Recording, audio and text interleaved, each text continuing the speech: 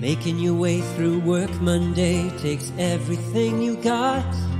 Then Monday night rolls around and you realize there's a shot. You're only 10 points away. All those times when your team had no fight, they're just so gosh darn frail. Then your star quarterback let another deep ball sail, and your third round pick bet on his team. Then go check out our streets where everybody knows your pain, and they listen to complaints. You wanna be where you can see our bodies bring you no shame. You wanna go where everybody knows your pain.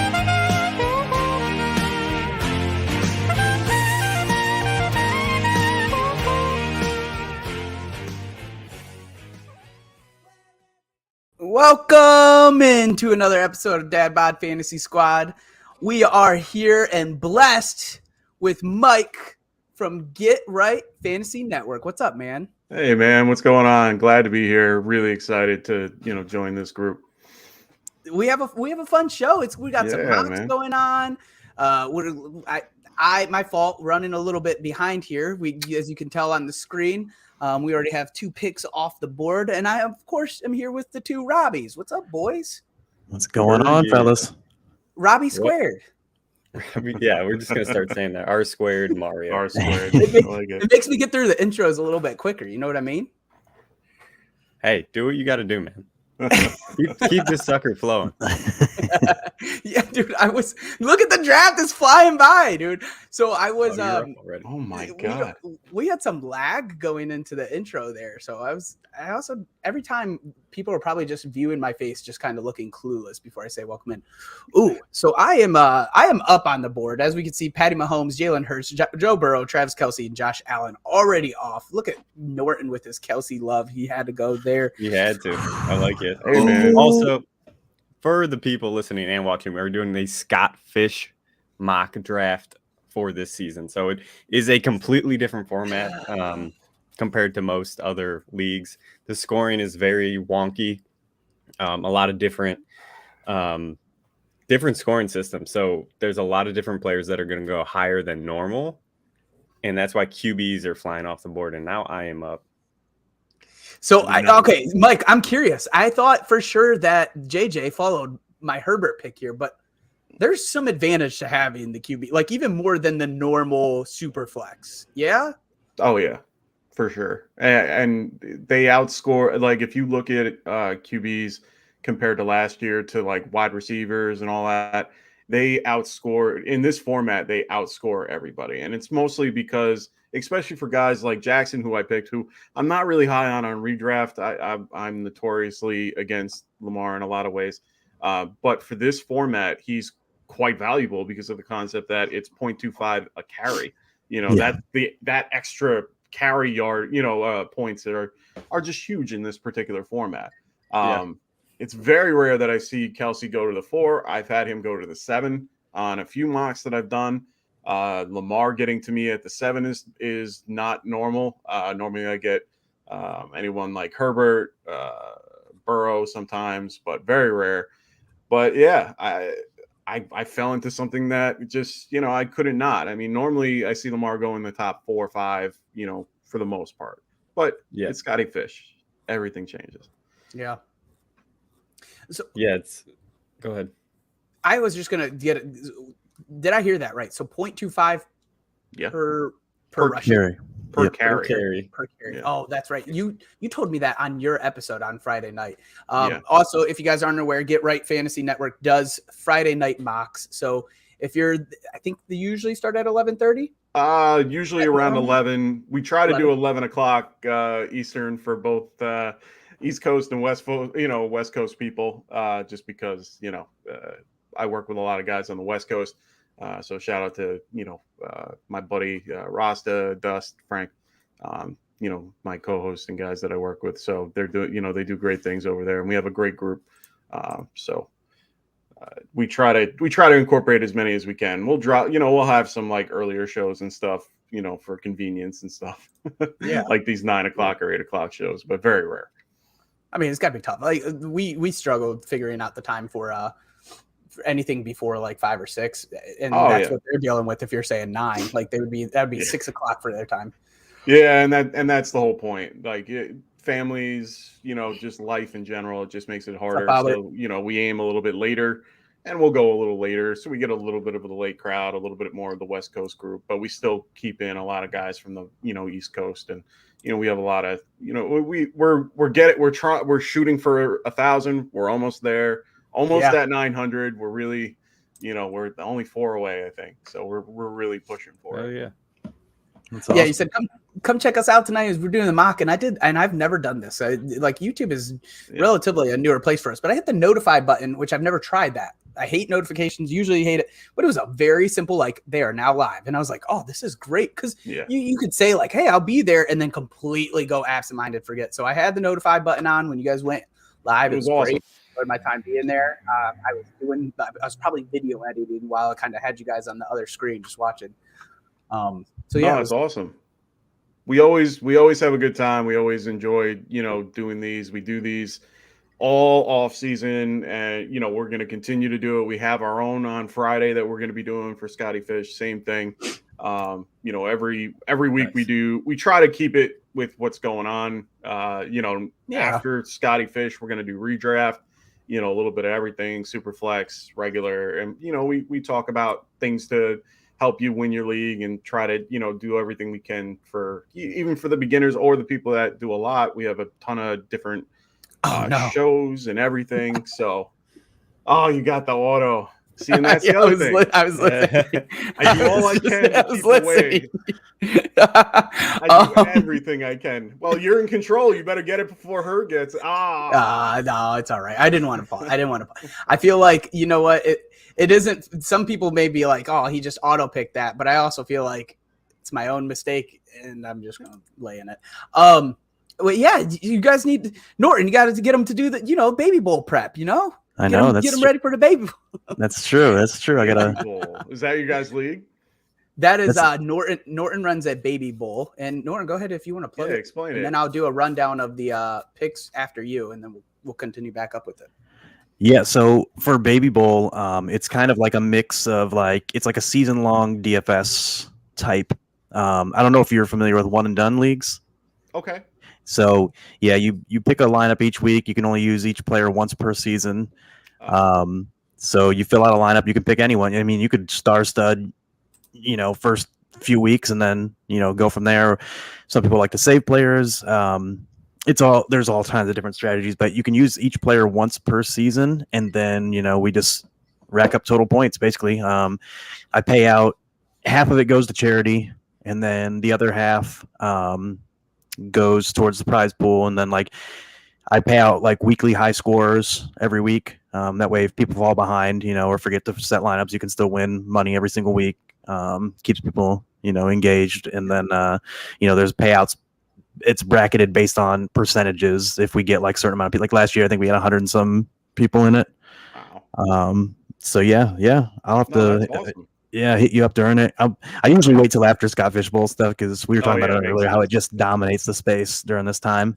And rightfully so, and it's cool. So I don't even try to compete with it at all or even anything else. But so yeah. But yeah, I'll awesome.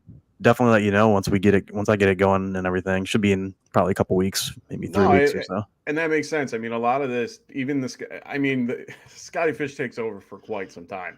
Yeah. This is my first year on Twitter, and first full year on Twitter, and I've seen the change of it just being so long, and it will go all the way up until you basically your draft, for your home leagues and stuff like that, because everyone's posting what they drafted and showing everything, and it's one big ordeal.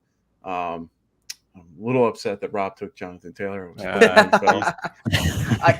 am going to do if you want to talk about Jonathan Taylor, I was going to do a rundown of the picks. Do we need a rundown of the picks, or should we just kind of go through the list? And if we want to talk about somebody, I don't think we need to go through the picks too much because it's so. Okay. We kind of explained it's really wonky with the scoring format, and I took my projections for the season today. I told Norton and Mario, and I kind of ran it through Scott Fish, their scoring one's system, for Norton. and it completely Ooh. changed my entire outlook of what I'm going to be drafting. Oh wow. Based off of, like, Jonathan Taylor went probably from 6 or 7 to my number 2 running back. And this is without first downs. What? This is without first downs. So once I figured that what out, is that jump though? What do you think made that happen? So he went from carries. That 0.25 for carries is pretty big. What's up, Anthony? Oh, that's my boy Rasta. Yeah. Rasta. So you got to think Jonathan Taylor is going to probably get over 300 carries. Not too many running backs are going to get that high, and that's a 1/4 point per carry. So he made a big jump. That's also why I ended up going Chubb there at my spot too. Like Chubb to me, like I have Chubb above Jonathan Taylor. I don't know if that's I think it's starting to somewhat move that way from what I've seen. Yeah, I'm going to be readjusting rankings. Yeah, so like for Chubb. Yeah, like I've been moving Chubb up like recently, and Chubb, obviously he's always had the situation where he's never gotten pass work, but he always gets a lot. Now with Kareem Hunt gone, he should see, if as long as he stays healthy, which obviously is a caveat for anyone, but he should see, I think, a career high in touches this season, and we know how good he is, how good the offense can be. So yeah, I'm pretty bullish, especially Scott Fishbowl here with and we've seen. I don't know if anyone's looked at a lot of like some of the good work that I think it was Ryan Heath put out a really good article, and Josh Larkey, and others have as well. But those are the main two that I've looked at, and like the scoring, how it flattens out at each position. Oh yeah. I mean, it's you, to me, like you really want to get like workhorse running backs as much as possible, because like you said, that carry. That 0.25 per carry flattens it out so much. It kind of pushes down the pass catching running backs a little bit. Yeah, I'm up here, so I'm kind of no, you're good. Here, but I agree with you 100%. I mean that looking at guys like like Ryan Heath, like you said, and Scott Muffler. No, not Muffler. Milford. Oh yeah. Was he Dunder Mifflin or Muffler? Dunder Mifflin? Yeah. It's it's Munder. I don't know. Yeah, I always mess it up when I say it, but he flips it. He does a great article on the same stuff that you guys do. He has great rankings that do everything, make it where it reflects this year. And overall, I agree. I the guys that I aim for, even in this, is those guys, those particular guys that are going to be getting the ball 100 times. And I've done 100 of these, trying to do different strategies, anything from what Don Flick's doing with going zero quarterback, or what other people do with the zero RB and stuff like that. But I always aim for Chubb, and Chubb's Chubbs and Jacobs are probably my top 2. Agreed. Hard part with Jacobs is just the contract. Oh, it's scary, dude. Scary. Yeah. Well, I have Barkley that I have to worry about on my fandom. But either they're both right now. It's just who blinks and who gets what, and it's going to be based on that. To be fair, so I'll have to wait and see how that turns out. But at the end of the day, those guys are up there. Jonathan Taylor's up there as well. But that's why I grabbed a guy like Henry at that point, even though I might have been able to go with Stevenson or Harris or Pollard or whatever. Henry for redraft, he's very good. For Dynasty, he takes a huge, everyone just hates Henry right now in Dynasty because of, the age and so on and so forth. Yeah, those are the type of RBs that Norton is scooping up in Dynasty. I don't want to get too carried away on Dynasty, but that's right up your alley, ain't it, Norton? You want to play for this season? If I can get them cheap, for sure. I'm all for it. You know how I go with the second round picks. If I can get anything for, but no, I agree though. I push up in this format. I push up Jacobs, Henry, Chubb. The thing is Barkley, Barkley, for me, Barkley, Chubb, Pollard, and Jacobs are all really close in even in full PPR. Okay. But I kind of push Chubb and Jacobs up a little bit more in Scott Fishbowl, whereas I mean, I know Rob and I are super high on Pollard for full PPR formats and everything. I still like him here, and I debated taking him where I took Kyle Pitts. But it's just I don't know. Even like I still don't know if they're going to bring Zeke back or if they're going to bring another veteran in. And either way, I don't know if they still want to like limit his touches just to keep him more explosive. So, and if they do decide to do that, that does hurt him in this format, like we talked about with the 0.25 per carry. So from that standpoint, I'd push him down a little bit more to the bottom of that kind of tier. Whereas like in a full PPR, he's more near the top of it for me. But yeah, it's tough though. But I do really love the Chubb, Barkley, Jacobs group for Scott Fishbowl. I'm really going to be eyeing up getting one or two of those when it comes around to me in the second, possibly third, if any of them slip. Yeah, Pollard's definitely that's my drop. Like that's usually I know how to do that if you want. Yeah, what do we need to switch? So here? you can. I thought this is the smallest. It's going to be the smallest, but you can try to. Oh, there's two ways you can put it. All of us on the bottom.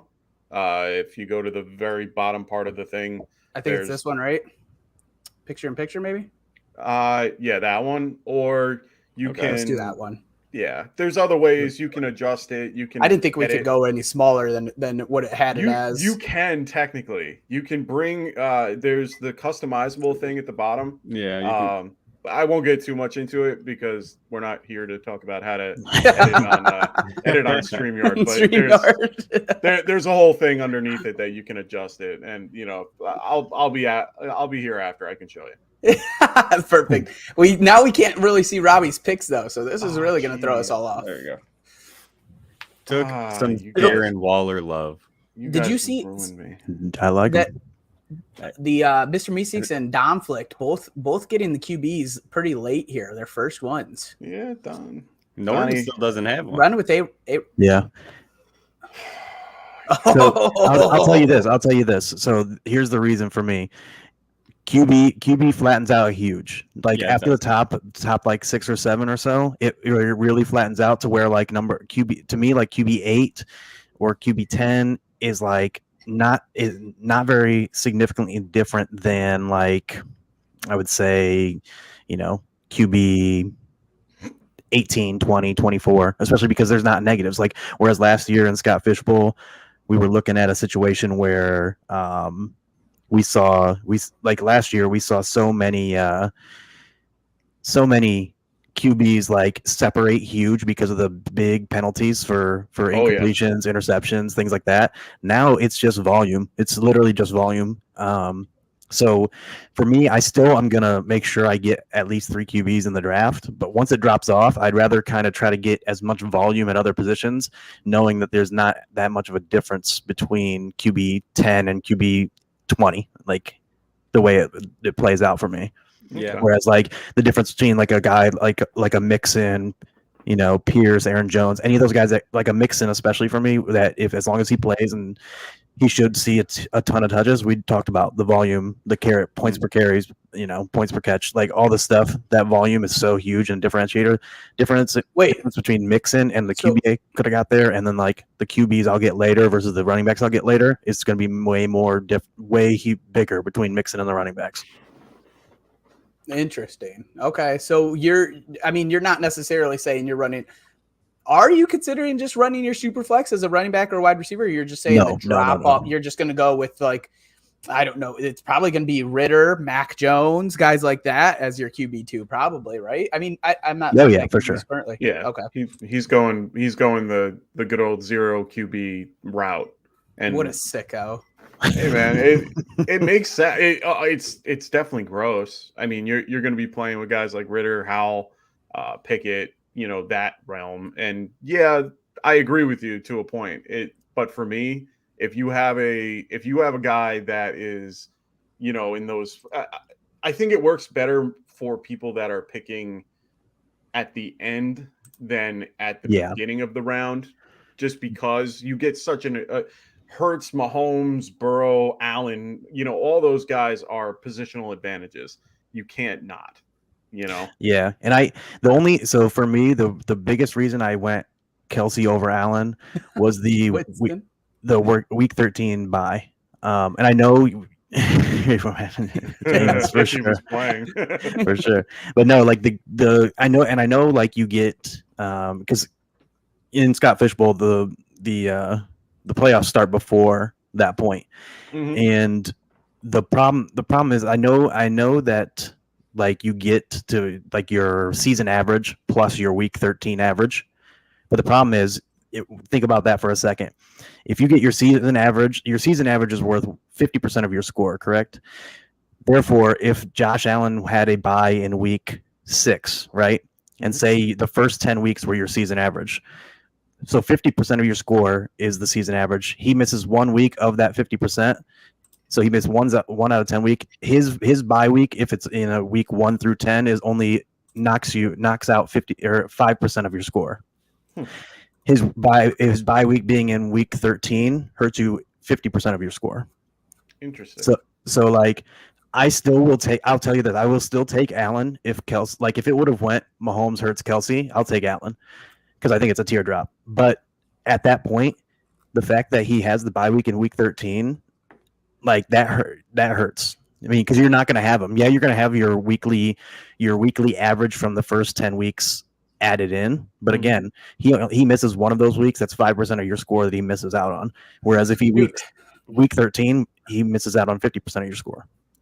Do you that was a lot, and I'm not even trying to say it in a rude way, but like, do you have a tweet that you wrote out for this or that you're referring to?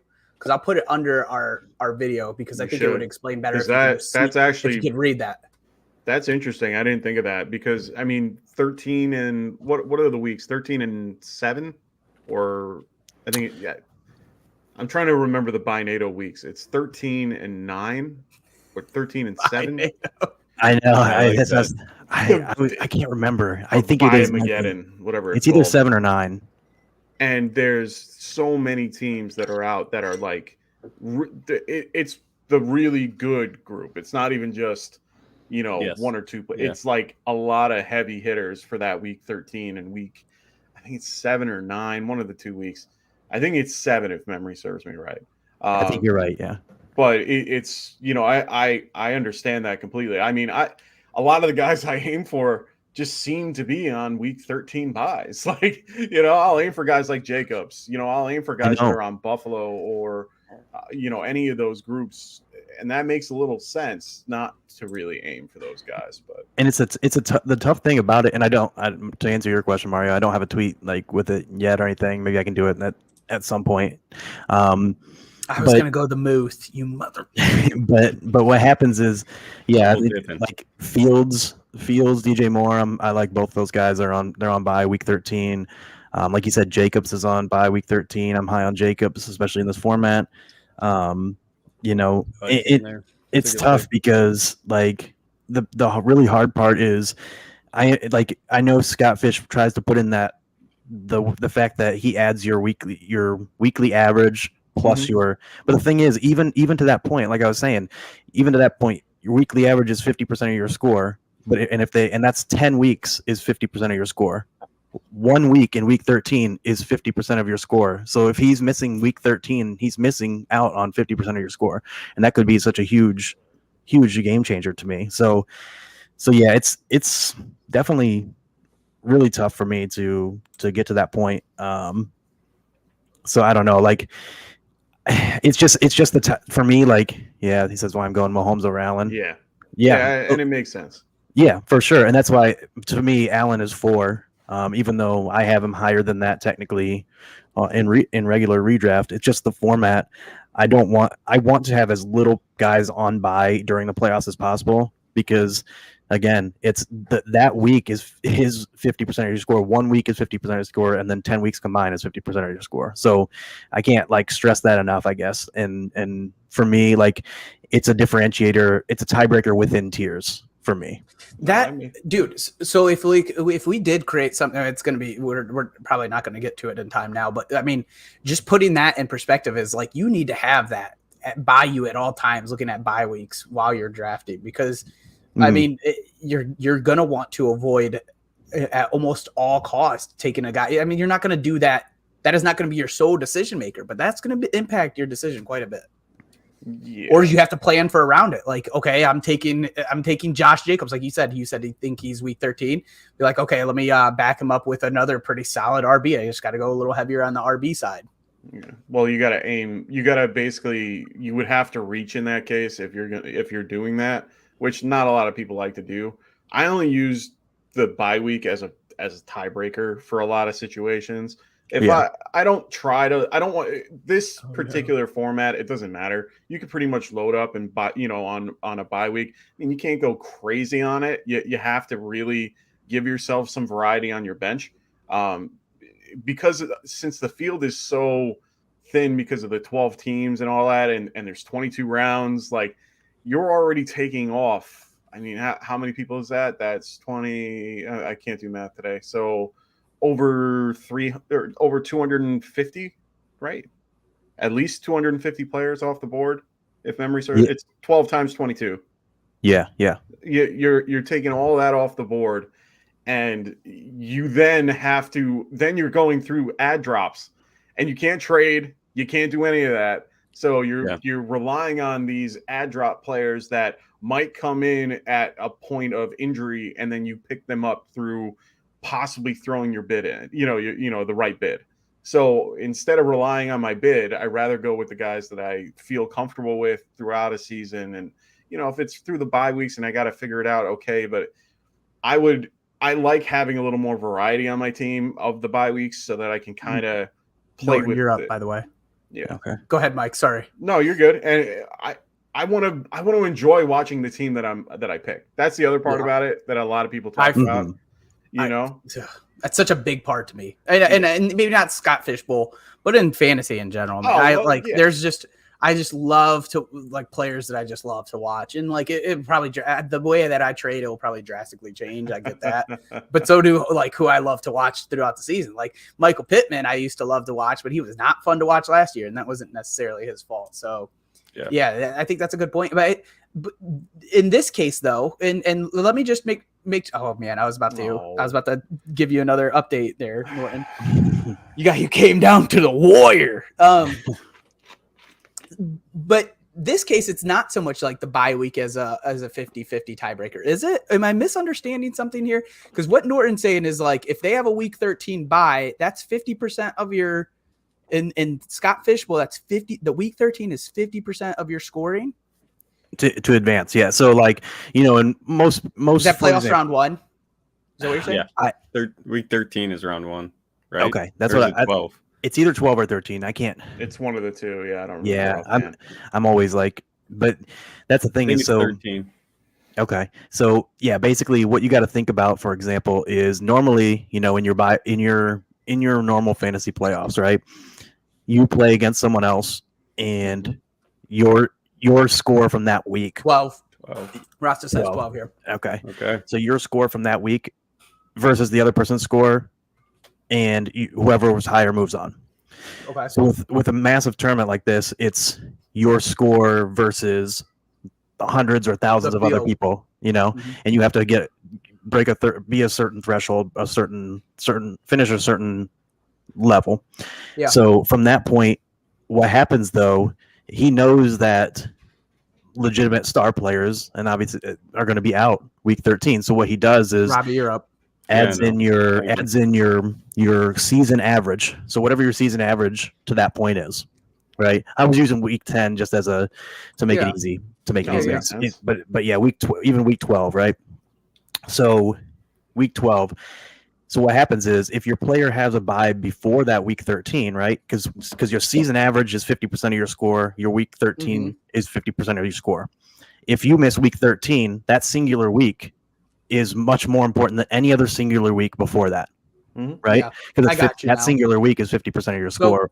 But that's less than 50% of. I mean, because it would technically break down as to 1 divided by your starters. Right. It's him missing. You're missing his production of the 50%. Yeah. Whereas if if he misses week 5, he misses that production of a 1/12 of that. You know what I mean?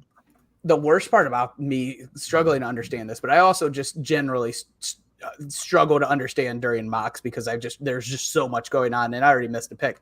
The worst part about that is like we did pretty well in Scott Fishbowl last year. I'm very familiar with how the playoffs ran then, so I didn't know if something changed. That makes perfect sense. You really just I see what you're also saying, Mike, that it's like closer to a tiebreak, but I understand your point too, Norton, of saying it pulls some weight to try to avoid, if possible, the week 13. And in this case, there's a couple of week 12 buys too.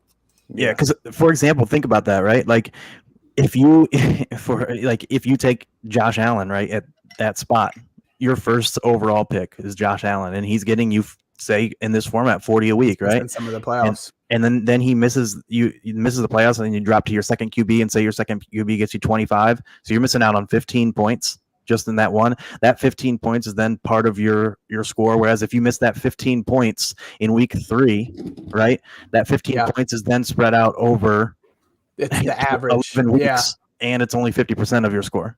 But what you're also saying is, I'm not going to get too carried away with this. Right. But if there's, he's in the too. same, that is exactly what Mike's saying. I'm with both of you now. If they're within the tier, if it's Patty Mahomes or Josh Allen, then I'm happy with either. Yeah. I'm going Mahomes because he'll be there in the playoffs. I got you. That's what I'm saying. Both of you now. Yeah. So like, that's why for me, that's why I picked 4 was I felt there was a tier for me that was Hurts, Mahomes, Allen, Kelsey. So that's where I was looking at. And then Allen is the 4th of the tier because of the week 13 bye. But again, if he's the one that's there when it's my real draft, I'm taking Josh Allen. So I'm not like getting too crazy. You know what I mean? Yeah.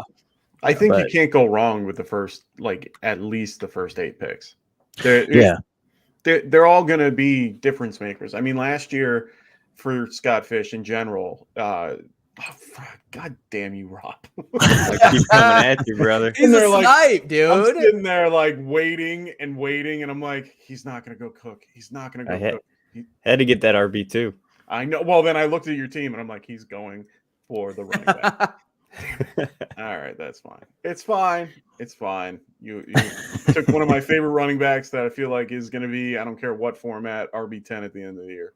Oh, wow. So, yes! Yeah. Rob. I'm a big fan of James Cook. Very big fan. I think he could be either very, very good or very, very bad.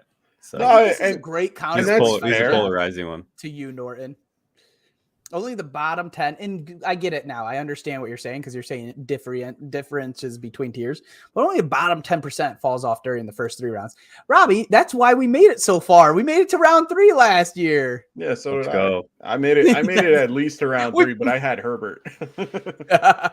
We had Josh Jacobs, which was real nice, and we were not even excited. We were not. And Olave. Yeah, Olave carried us through. Yeah, I had Herbert and Goff. That got me through a lot. I also got Jimmy G for at least a good portion of the year. And then I had Barkley, Fournette, and Chubb that really got me. Chubb had an amazing year. Yeah. That I don't know how the hell I got that. Or no, was it Jacobs? It might have been Jacobs. It was one of the two. And I ended Jacobs up, went late in ours. I think we were 5th or 6th when we got Jacobs. I got Barkley at the end of the 3rd last year, which I mean, I'm happy I did, but we did what pick were we 4 last year also? We're 8 this year. But were we 4 last year? We wanted to be 4 this year. We wanted to be 4 this year. Is 4 the money spot all the time? We went JJ with our 101. Yeah, we did go JJ 101. Wait, you saying? Do you say last year? Yeah. You guys were. I think you guys were a pick after me, right? Oh, we were 10 or 11. Yeah, we were later. I think you were 10 and I was 9. Yeah. I was trying to think because I remember you guys from us. Yeah, I was gonna say I took Kelsey from you. Yeah, you're we were playing it the whole time. We're like, we're going Kelsey. We're going Kelsey. We're going Kelsey. He's dropped in here all the time. Look at all of these. We see him. We did all the mocks. Yeah. And then we were like, "Hey, Norton, good to see you. Good to see." It was our first time meeting in person, and then backstab us. Oh, shot to the heart. Got him good. Oh, that's and then they made it in playoffs, and I didn't. I don't think. Oh, well, You there you didn't. go. It got you Yeah, back. you didn't. We did. I was like right on the border. You sure were. So were we, though. Yeah. I made it. I just made it in. I had a decent squad throughout the year, and then they just fell apart at the very, very, very end.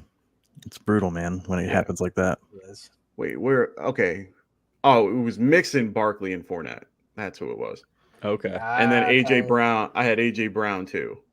So that's where it kind of rounded off. Which after that, pretty much my team was horrible. Just how most teams are in Scott Fish. Oh It my kinda god, Paper's hard after the first few. yeah, it looks great on paper from like the Yeah. beginning of the season. Like I had Singletary, I had Gordon at the time, Jarvis Landry. I was like, oh, this is great. But I definitely ran with 3 kickers, so that was Okay. helpful. Oh, so you were in Oh, Wait, I was MFL. Yeah. MFL. Yeah. I actually don't mind MFL as much as most people do. A lot of people are like very against it and so on and so forth. I have no problem with it at all. It's just it's a simple, but everyone's like, oh, it's archaic. I'm like, yeah, but that's not bad. I mean, I'm an old guy. I'm old for this. Like, I'm 37 years old. I'm old. Like, this is, I don't care. Like, give me something simple that I can use. And I use it for my salary cap dynasty league. So I know how to use the format. So it's fine. Yeah, well, that's It's always been the let's say- ranks. It's always been the ranks for me that has bugged me the most because we were doing a draft in there Oh. and the rankings were just so they're You just gotta so fill your odd. queue. As long as you fill your queue with guys and know who you want ahead of time, and just you throw them in your queue with the guys that are like really off. That's what Ryan Weiss of Club Fantasy Club Fantasy Club FFL, yeah. Club FFL. There we go. He was saying like that's the best thing you can do. That's the best strategy you can do. Fill the Is basically queue. just fill your queue and make it so that you got all the guys that you're like at least fill it with guys that are off in the rankings that you feel are off. Because Mhm. like here I picked up Scroll up a little bit, Robbie, if you don't mind. I ended up picking up Deontay Johnson, and he was buried in sleepers rankings. Yeah. Shouldn't be going. He shouldn't be that buried on the ranking sheet.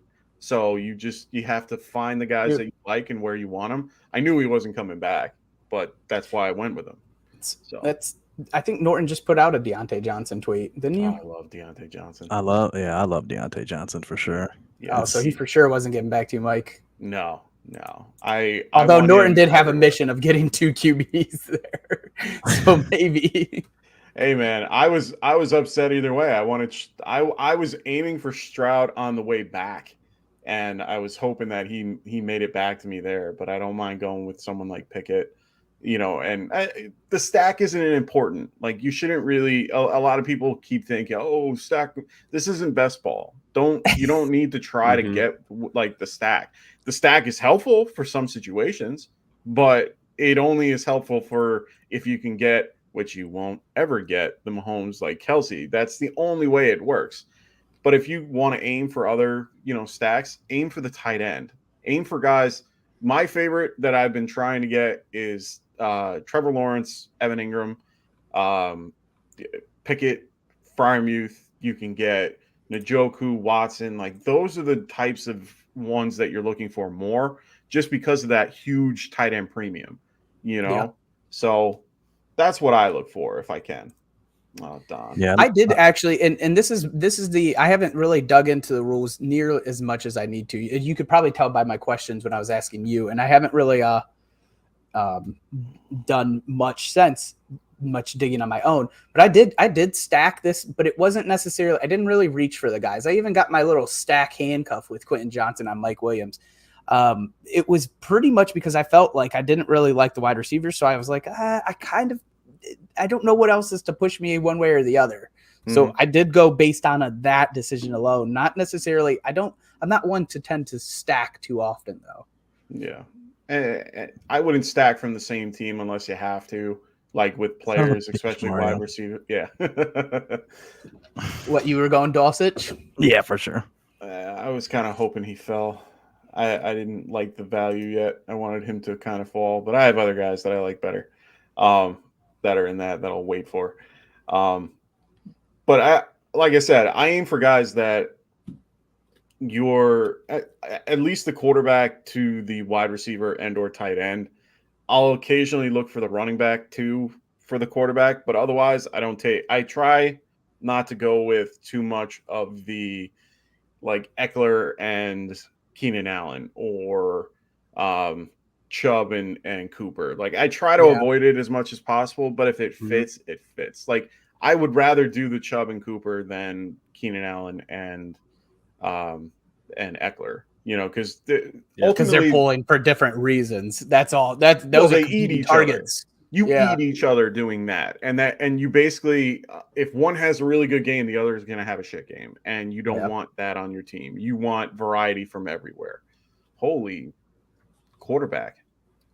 He's got a wiggle quarterback here. Heavy. Yeah, he literally did the no QB draft strat. I mean, it's the same as zero RB. Interesting. Yeah, no, yeah, for sure. Well, that's what I was saying.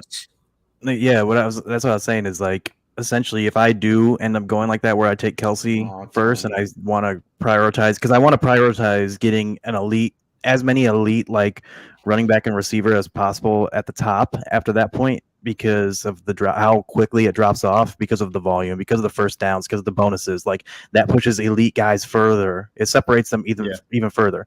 So once I get to that point, after the certain amount of QBs are gone, which there's going to be like 8 to 10 gone by the time it gets to me in the second round, at least.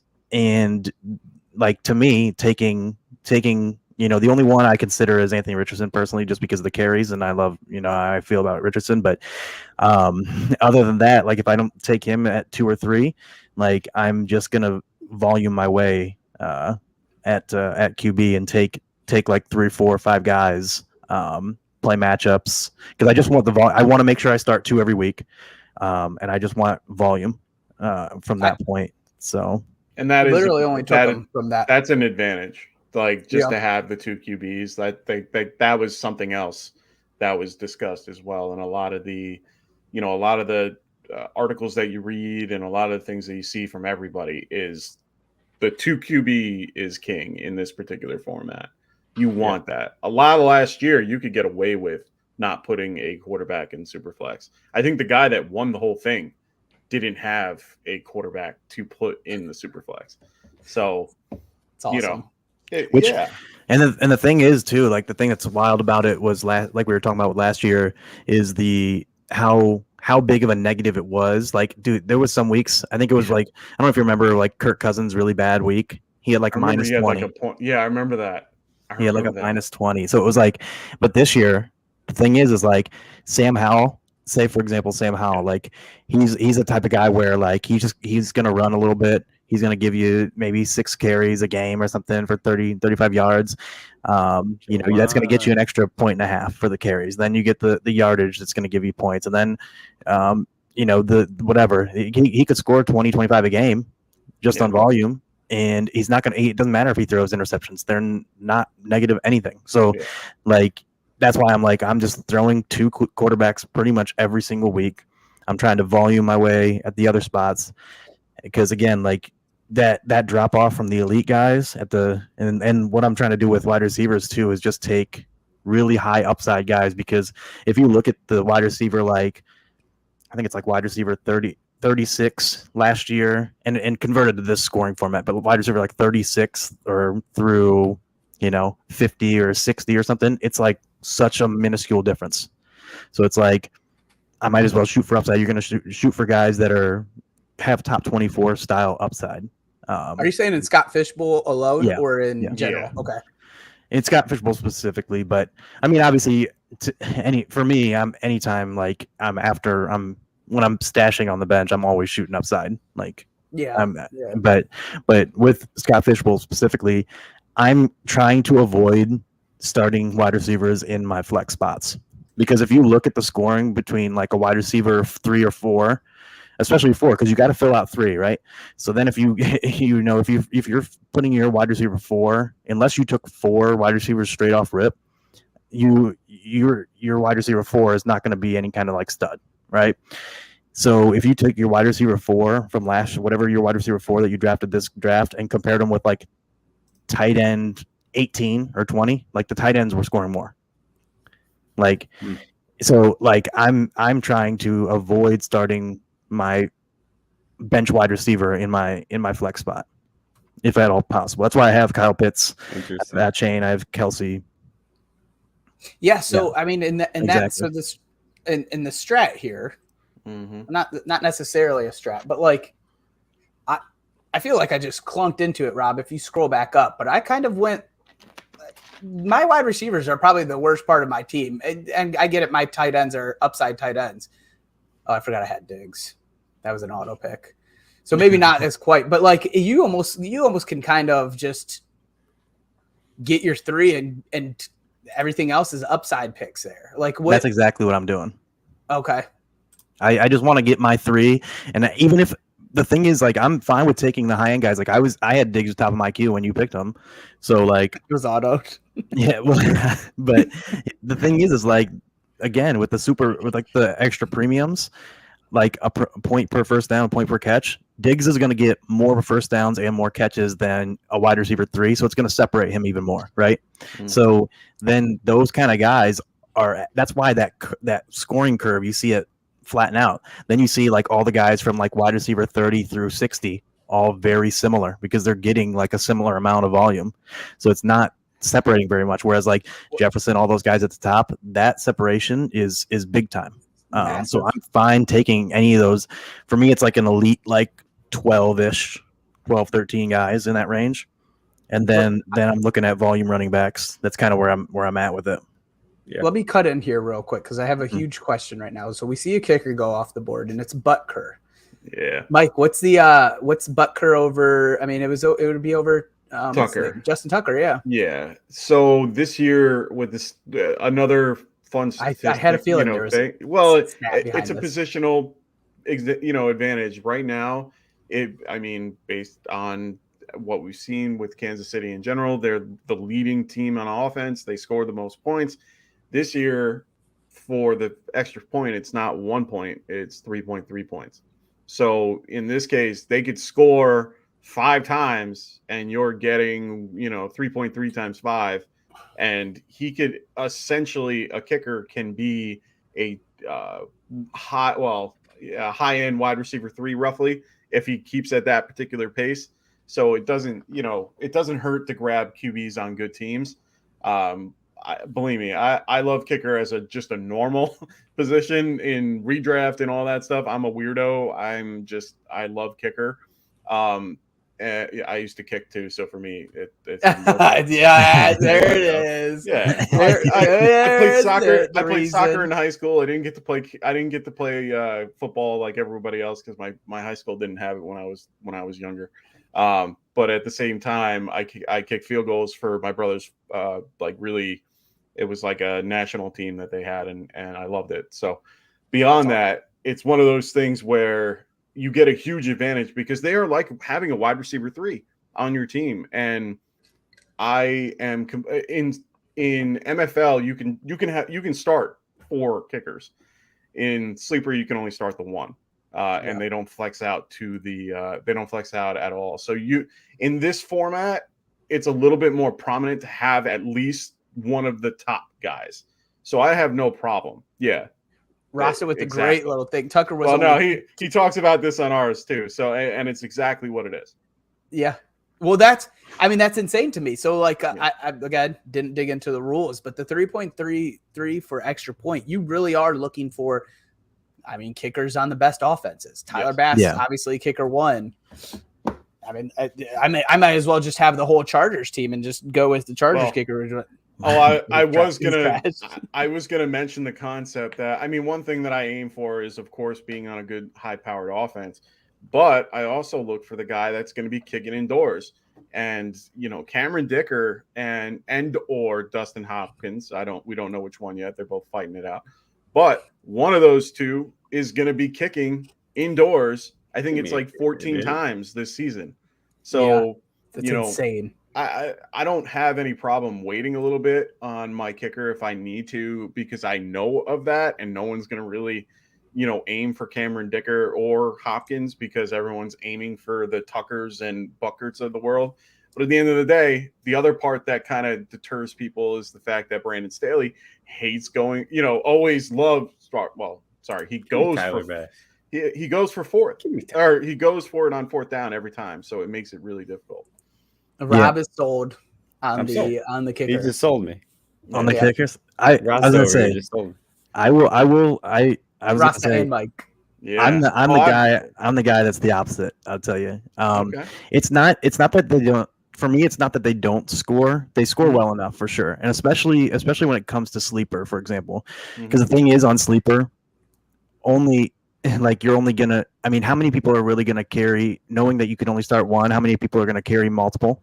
Oh, agreed. No, completely agree. I'm only holding one, and if on sleeper, on Right. MFL, I might carry 3, and it's Sleep. only. Yeah, I have was no gonna problem with say that. that's the thing. Yeah, with MFL, it's a little different because what happens is then you run into a situation where there is scarcity. Where you're at the bottom 5, if any. But Yeah, they you could, fill in they can be a wide receiver. So if you so that conversation about bye weeks goes out the door. You can have those kickers be the fill-in on those bye weeks, and they work just as good as a wide receiver 2 or 3. So right, like you're saying in the flex spot, right? Yep. Yeah, and that's the thing is like if I was on MFL, I'd be more open to drafting them a little bit earlier. Oh, of course, yeah. The thing with sleeper is like you said, since everyone only has one, not many people. Some people will draft more than one, but like the other thing is like you said, like the scoring, how it is. Like if you look at the scoring and how he was, Rasta put it up a little bit about like where You wanna back Tucker up? was, and no, I mean, but so what happens is like if you look at every one of the scoring from all the kickers last year, and if you look at the VORP on them, like the value over replacement player for like the top versus 12, and the scoring is still flatter. Like the curve is flatter than something else. So like and picking the right kicker on the right weeks too. Like It's tough. yeah, it's tough for sure. And see, like that, they bring back up the one about the Pittman, That's for crazy. example. I think me and Rob are fighting with it. I'm pretty sure. Which I didn't touch it. again, that is Then I'm correct. missing it. That is correct. Like that is. But then if you look at kicker 1 versus kicker 24 or 15 kicker or something. 1 versus Yeah. kicker 12 and like that, so on like that, there's not as much difference as there is like between Michael Pittman and like two round later wide receiver. You know what I mean? Like so it's tough to really do that. Whereas like for me, like you said, like Mike mentioned it perfectly too with the Cameron Dicker kind of thing. With you can get guys that are kicking indoors on high powered offenses probably pretty late if people aren't really like fully in on what they're doing.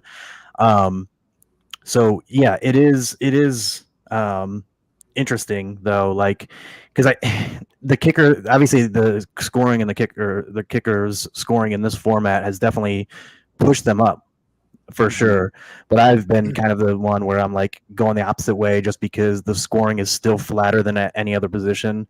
And so like I can get a kicker later that may score, closer than if I took like another position player, but Yeah. No, I understand. It might not work out completely. though. And that's for this form. You can go both ways, and I think you'd be fine for this format. And for sleeper, I have no problem wasting an upside pick. One of those picks in the 13th round for a guy like Bucker, because for me, it worked. I just feel more comfortable with a guy like him. I mean, yeah, I missed out on a guy like Singletary, who I'm very high on for this particular format. And this particular, just in general, I'm high on him. I was high on him in Buffalo. I'm high on him here, even in the Texans. But, a lot of the players that go off the board at this point, and you grab, of course, Clyde Edwards-Helaire, who I was hoping to come back. I get him in the 18th round everywhere. I stretched him. Yeah. No, you're good. He's a great pick. He's one guy that I love. Especially that he falls really late and no one even realizes it because of the fact of what we were talking about with ADP. He pretty much just falls on that chart. But I have no problem going with a guy like Bucker there, or even Bass or Tucker, whoever your particular style, whoever your flavor of kicker you like. I preferably like McPherson and McManus over those other three, like with Bucker, Bass, and Tucker. But they're going to be playing in bad weather games near the end of the year. They're always in crap weather. It's always a pain in the ass watching those guys. I'd rather go with the safer bets like we were talking about with Hopkins and so on. The other guy that I love, if you're looking for those types of kickers, is Michael Badgley. He's going to be playing for the Lions this year indoors. They play, I think it was 9 to 10 games indoors this year. Scoring offense. And they're a high scoring offense. Well, let's be clear. They're in a high, they're predicted to be in a high scoring offense as soon as Jameson Williams comes back. I'm kidding. I'm only kidding because I actually love the Lions this year. Yeah. I do also think that like this is I think, and correct me if I'm wrong, when you're mocking today, you're mocking for the Scott Fish Bowl, which sounds like you're in MFL. And yeah, is that in Norton? Well, I'm in MFL. And whether you do it, I think there's a huge difference on where the kickers obviously would go, MFL or sleeper. Yeah, you guys it's already because of scarcity. That. Yeah, and we're just mock. I gotcha. Yeah, but I don't care what format I'm in. I have no problem going that high. It's just a preference, really. Yeah, you know, sure. They still do well either way. It's yes, you have. We just went Wolverine after Wolverine right there, huh? Yeah, you did. Yeah. Okay. Remember how I was talking about the concept of liking guys like Singletary, liking a guy like Nico Collins is probably one of my favorite guys this year as a late round guy. And he always gets hidden in the ADP. He always, no one thinks about it. He's somebody that I really liked last year, with Brandon Cooks there, even with his situation in general. He did well with Davis Mills. He can only do better with CJ Stroud. I think Stroud is going to be, I wouldn't say an upgrade, but I think it's definitely someone that's going to do well there. And I think they are going to have a good situation. I picked beforehand up top Dalton Schultz, another guy who I think for that team, I think Houston is going to be a better team than people think they're going to be. I want to think of them as kind of like the Giants were with Dable, and getting DeMeco Ryans as part of that. DeMeco Ryan is going to be an interesting coach, dude. I'm excited to see that. I'm really excited because their defense is very underrated, and they are young, and their D line was probably one of the best in the league last season. You wouldn't know it from the stats, but they were very underrated. Their pass rush is incredible, and they have a really young safety group. And and they just added to it. They, with Will Anderson, they draft. Or wait, they drafted Will Anderson, right? Mm-hmm. And 3. I keep forgetting. Or 2, or 2, whatever you want to say, 2 or 3. Yeah, yes, Dylan. But they did so many things. Yes, Dylan. They did everything they could to do well. So I just have a feeling I have no problem investing in that. Singletary I like, Pierce I like. Nico Collins, Schultz, I think all those guys are going to do real well this year as a whole. That's why I have no problem going for Collins early. The nice part about those is it's an ambiguous situation a little bit where nobody's a true alpha, and you can. That's why everyone's scared off by it. Like it's kind of like last year. We saw Trevor or the Jaguars. Yep. Everyone like Christian Kirk got pushed down, and Evan Ingram got pushed down, and Zay Jones got pushed down, and everyone's like, I don't know who to draft. Who's the alpha? What's going on? Everyone's been a disappointment, and then it created such a great buying opportunity last year with those guys. Do you see that sort of buying opportunity with a rookie QB as much though? And if you do, does it happen in the first half? Because it's unlikely that it would happen right off rip, mostly because usually rookie they take QB a couple weeks. They take about 3 weeks. Yeah. I don't think it's personally. I don't think it's the same ceiling level possibilities as we saw with Jacksonville last year. But at the same time, I do like Nico Collins at cost. I do like Schultz a lot at cost. Schultz has been a guy that's drawn targets pretty well, even with alongside CeeDee Lamb. So you go to a situation where your main target competition is Nico Collins. I think he's going to draw a good amount of targets, and so when you're talking about volume, especially any kind of premium or PPR format for Schultz. Like he's going, tight end like 14 or something like that, and I think I have him as like 11 or somewhere in that range, 10 or 11 in that range. And so I don't think he has like crazy upside. Like he's not explosive necessarily or anything, but like in a PPR premium setting, like he should probably be a very good value at his ADP is the way I see it. Yeah. I mean, the rookie quarterback as a whole tend to go for the short intermediate route as their comfort zone. And Schultz lives in that particular route of just 5-yard curl, 5-yard slant, a little 5-yard out. Like that's where he lives on his route tree. It's the perfect place for him to be for this year. And you can get him for nothing. I mean, his teardrop is, he definitely falls off after Ingram. For me, Ingram is that teardrop. Waller, Ingram are pretty much a tier. I like Ingram more than most. I have Ingram pretty high up.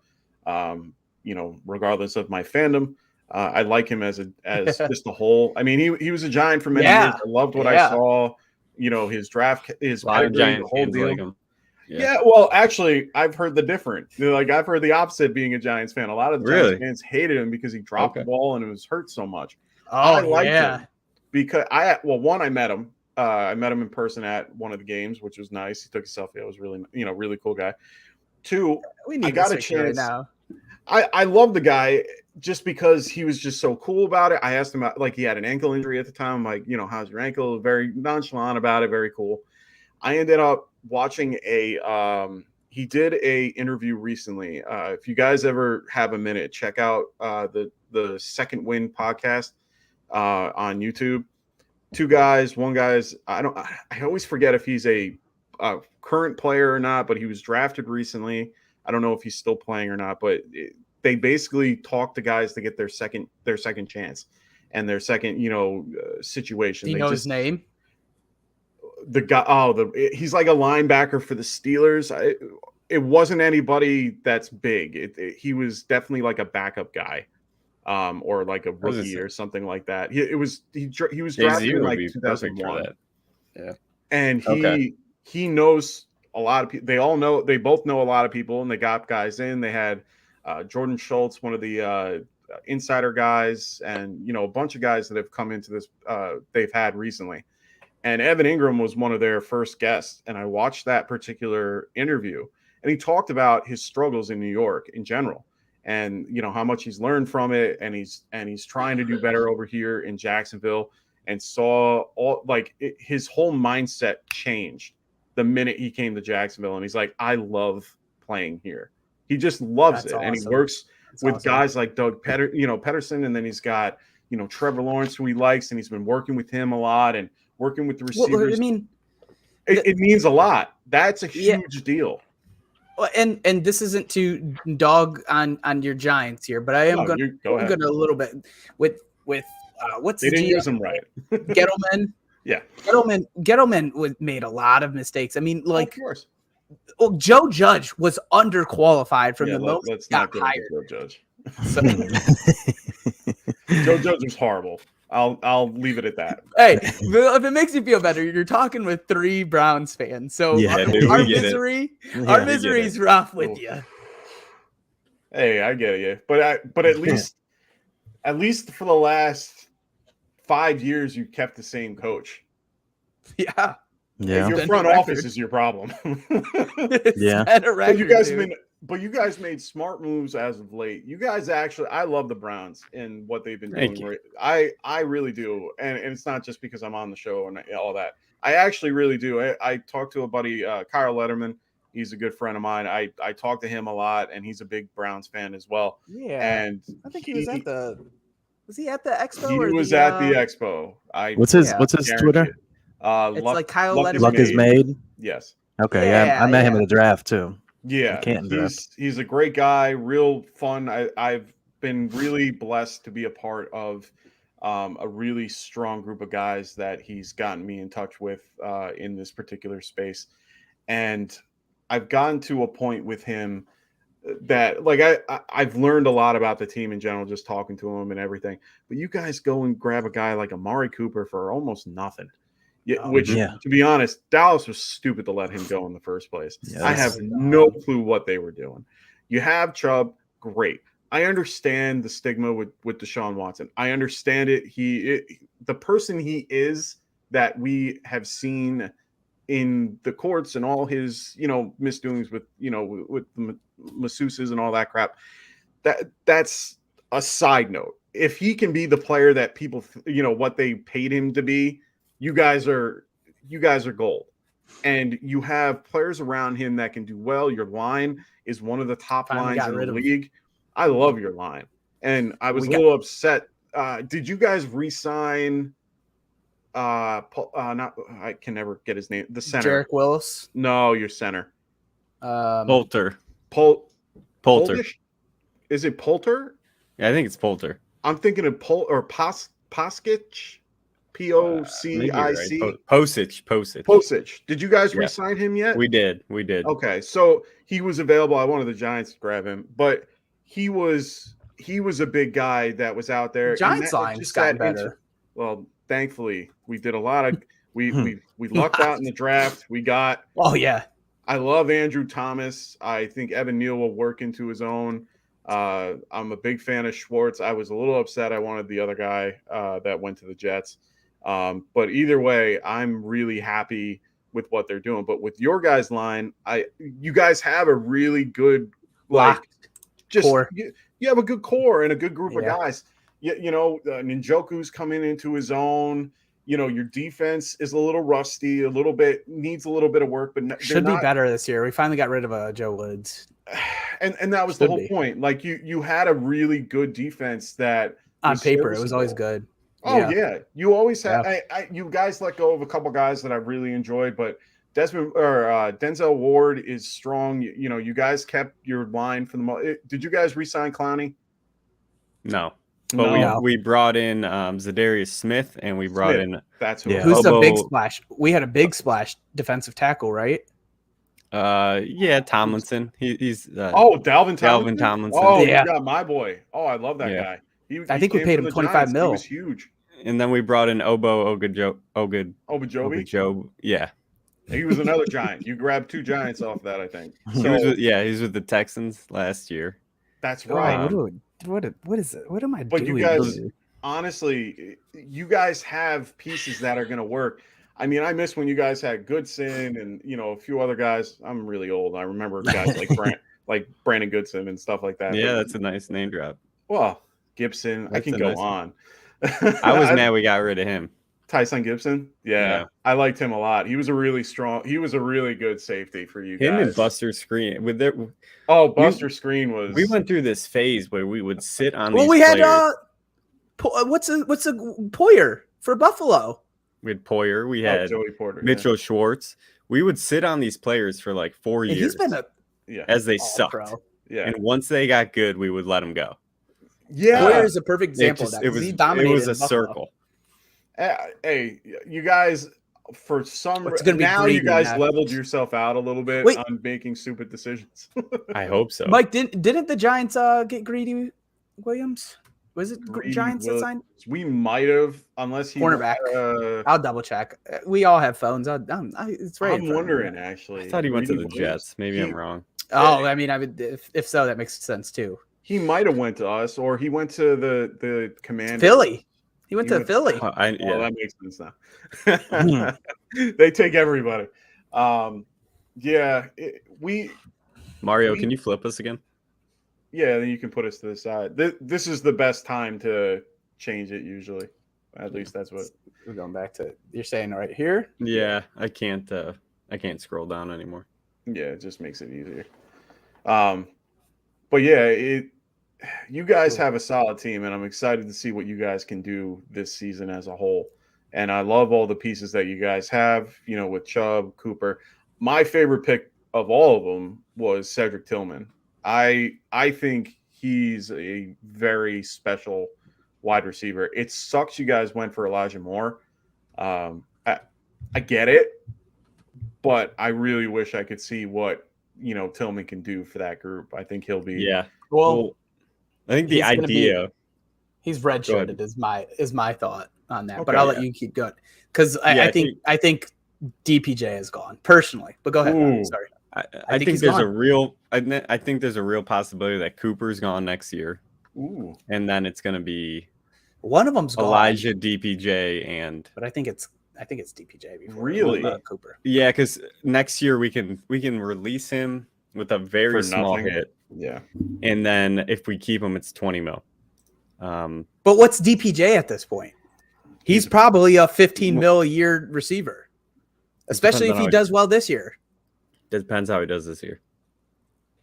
And then And then you're you like got to thinking re-sign about that. Elijah. Would I rather have Next year we have a 5th-year option with Elijah, so he's going to be nothing. And then we'll have Well, that's if gonna be you interesting. decide to keep him. Elijah Moore. Isn't he on a 1-year deal? No, so he's still on his rookie deal. So He's this still is his on the fourth. rookie. Okay. And then there's a 5th-year option, or is it Well, 3rd and 4th-year option? What year? you what guys- round was he drafted? He was. I know we have an probably a option for the second. next year. Well, you have Cooper. he was not a first year pick. He was a second rounder. Then I think it's his 3rd year with a 4th option after for the This is- following. I don't think it would be. I don't think it would be. This an would be option, 3. though. So you Yeah, I guys don't think- have Cooper, who can be dropped and you save 8 mil, which is, I guess, an upgrade. You have, which honestly I don't agree with. I think he's probably the best option for you to keep because he's just right now. Peoples Jones, like you said, looks like the guy that they're going to cut just because Hey, he's I'm only doing gonna this be, pick for you, Mike. Oh no, Badgley, oh, it good. is. Oh, I thought you were going to steal somebody you like. I was like, well, you get sniped again. Hey, you said you liked Badgley. I had to go there. You know, I do. I like Badgley. I do like it makes Badgley a sense. lot. In Detroit, But Yeah. the one it does look like Peoples Jones might be the guy, like the odd man out, which is sad that's how because I see it. I think he's probably Cedric the best guy. plays the same role. I think Cedric plays the same role as DPJ, in my opinion, Okay, and that's as a a fair, receiver. That's a fair assessment. I mean, he's that good. I think he has the ability to do that Yeah, for this team. I kind of did a deep dive into him. Cat Tillman after the draft. Yeah, I hear him meowing. Shut up, cat. Ah. And what did you Yeah, find when it's you did that? So I just kind of went into it, and there's a lot of talk that he was a 1st-round talent, Mm-hmm. Oh, but for the sure.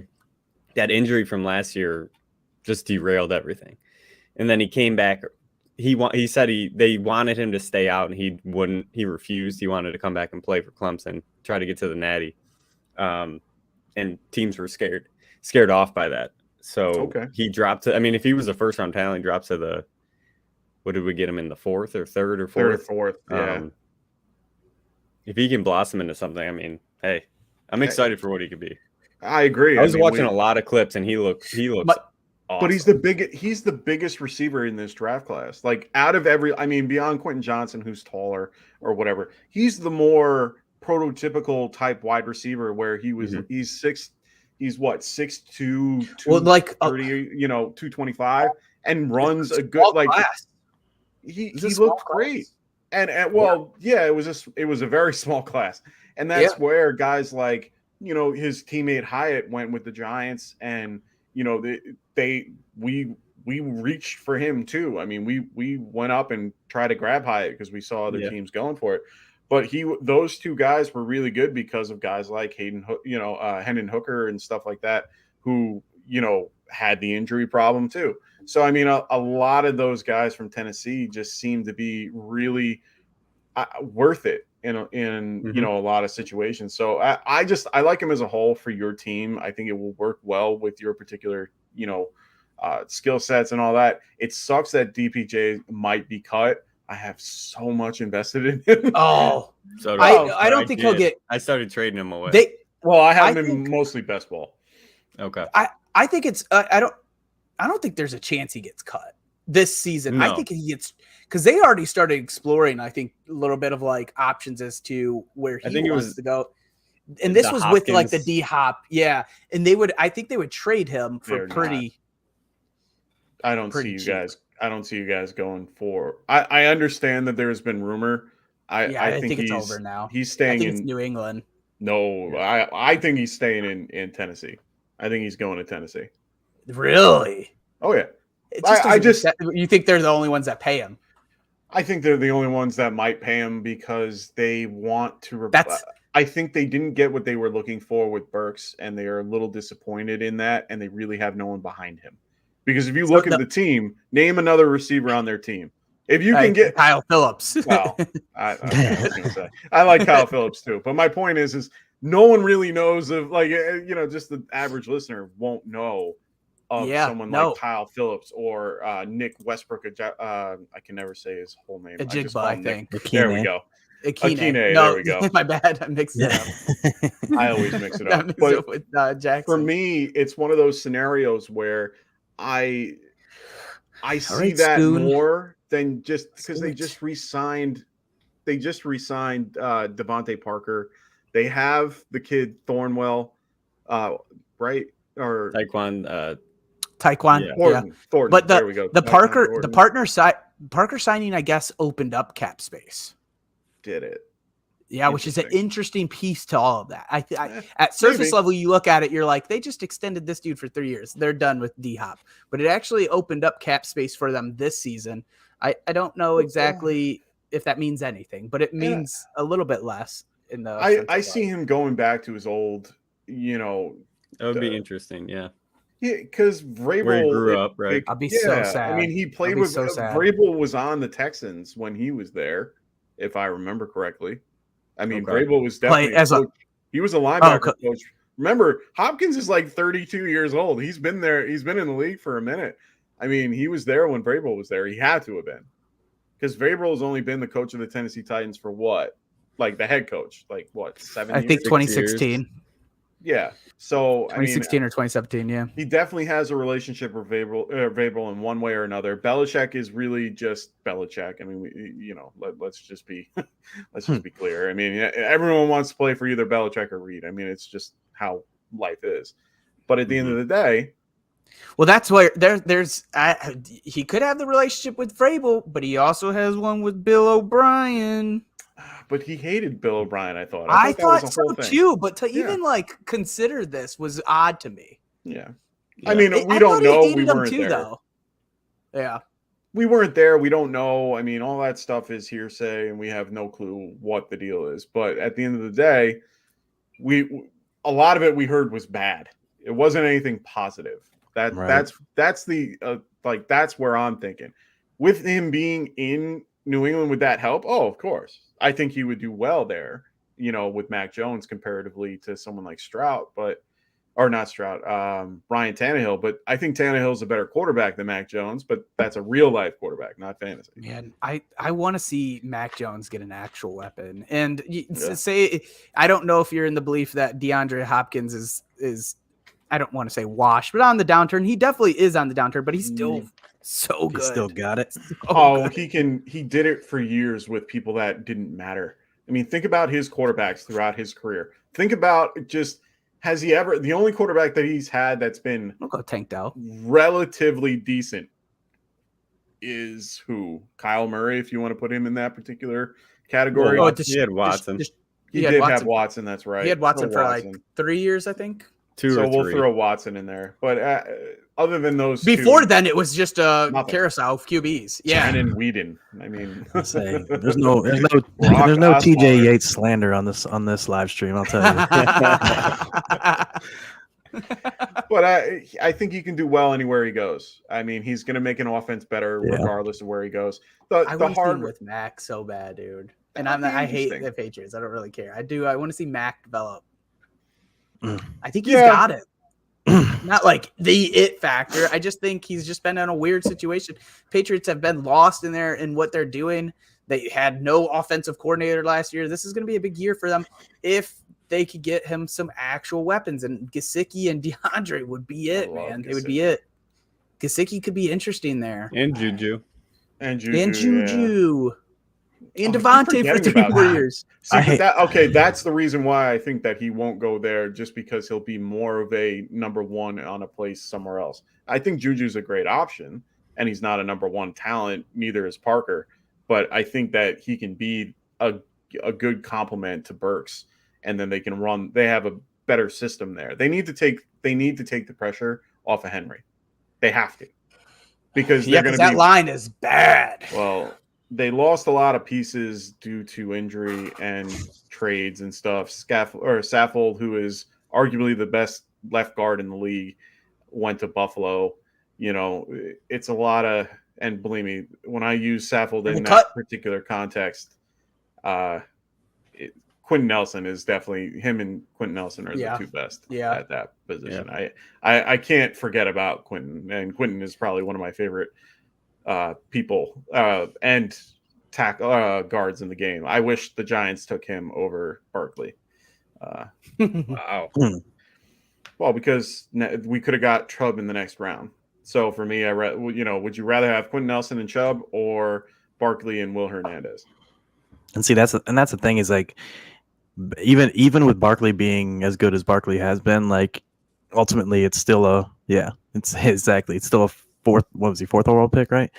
Fourth overall pick. No, he was the second overall pick. Yeah, okay. As I say, I knew it was third. He was third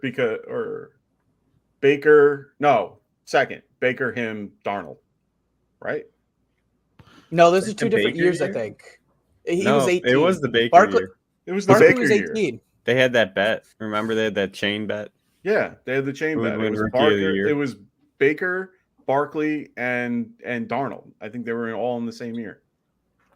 Yeah, you're right. I know Baker for sure, and Darnold were. Yeah, because Darnold went to the Jets. Because that was Josh Allen year too. Barkley was taken in 2018. I guess that is the Baker year. Yeah, Baker was that year. Yeah, he was second overall.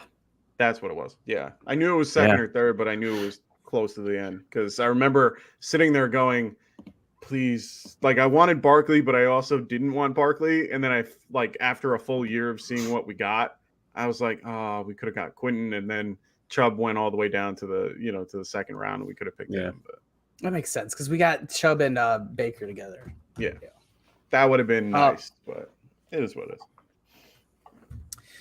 Boys, our draft is finished here. That was a long draft. Oh, they always are. It's going to be slower in 22 rounds. And then it's 90-second clock for live, for the live.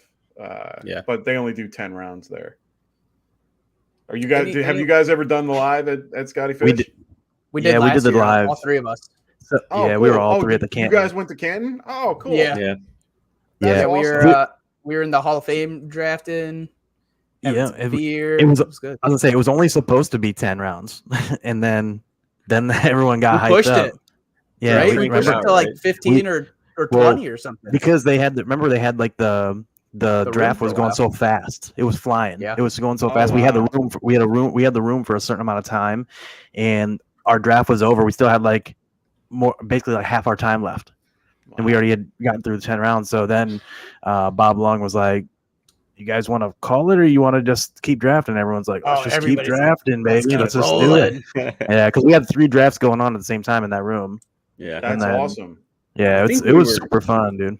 Yeah, we were close to being done by the time we left the bar. Yeah. Wow, that's crazy. We're doing out in New York City, Tito Murphy's.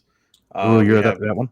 Yeah, we have 4 groups that are drafting. 2 are at 2, and 2 are at 4 o'clock. And so they're doing 2 at a time and in 2-hour interval. But it goes until 8 o'clock. So the whole thing goes all the way until 8 o'clock, which is going to be sweet.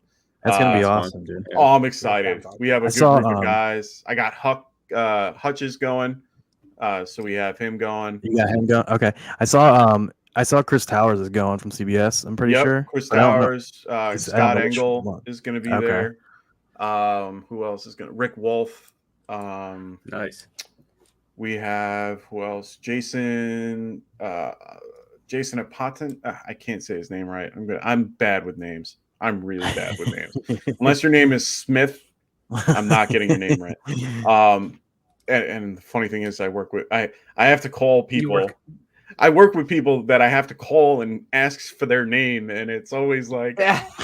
it's every and you're always saying NFL player names. Although it's different when it's like you're Yeah. hearing it all the time. Oh, it's we were. I was working with the Chinese community recently, and trying to say all those names I couldn't, and I felt so bad. I do that here even when I talk about these guys. Like, who's the guy? There, H.N. Yeah. I always just say Kane. or a Kane, But I yeah. don't- And I know I I'm don't wrong, think I'm but I get it saying wrong that. I think all the right. time. So Hey, it happens. I'm But excited I- for that, though. We have a good group of guys That's gonna be fun. drafting. We have a It will good be group fun. in general. I've Ryan Weiss, who I was talking about before. He's in my league. He's in I think the 10th or 11th spot. We got a lot of really strong guys there, and it's going to be a really fun time. Tito Murphy's. I've never been there. It's really nice place. 46th and 9th, I think. It's between 9th and 8th. Yeah. But it should be fun. Oh, well, if you guys ever been to New York Yeah, City. I have not. I've been been once, I've been but I once. got you. I've never been there. My job is our headquarters is in Midtown, so I travel in. I live out on Long Island, so for me, I travel in through the train. It's like a 2-hour drive or a 2-hour train ride back and forth. So yeah, it's fun Every day. I used to do that every day. It was for a year Now and a it's lot half. more work from home. Well, thankfully, COVID kicked me back home, which I'm really, really thrilled about. It made life so much easier, and I love it. But it's going to be fun. We're going to have a lot of, like what you guys had, a bunch of auctions, bunch of, fun things that are going to be raffled off, hopefully a special guest, things like that. So we're excited. Yeah, Nice, man.